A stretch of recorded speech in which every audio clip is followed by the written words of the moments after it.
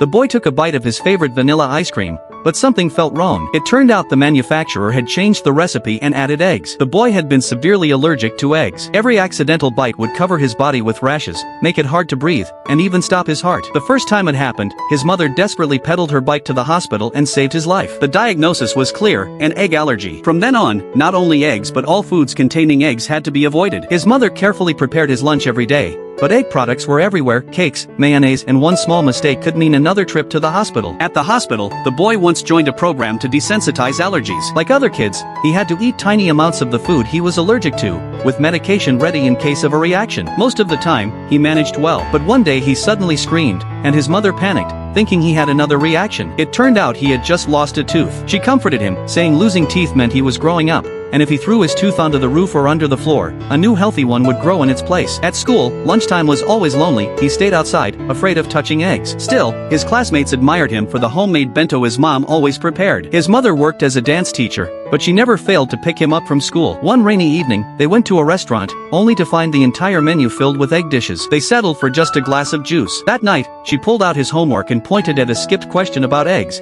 asking why he hadn't answered it. The boy whispered that he hated eggs too much to even think about them, yet he remained cheerful and strong. In physical tests, he was the fastest in his class, even breaking the school record. One day, walking home, he noticed a pigeon lying lifeless on the road. For a moment, he saw himself in it. Back home, he reached for the vanilla ice cream his mom had left for him, a flavor he'd eaten safely all his life. But with the first bite, he sensed something was wrong. Checking the label, he saw that egg yolk had been added. Fear surged through him. He called his mother, who guided him to find the emergency injection, but he didn't know how to use it. Desperate, he ran downstairs, rashes spreading across his skin, vision fading, but he refused to stop. He thought of that little bird, fragile, yet fighting to survive. At last, he reached the bottom floor and handed the injector to Aunt Wang, a neighbor his mother had called for help, before collapsing. Thanks to quick rescue, he woke up safe, his mother sitting by his side.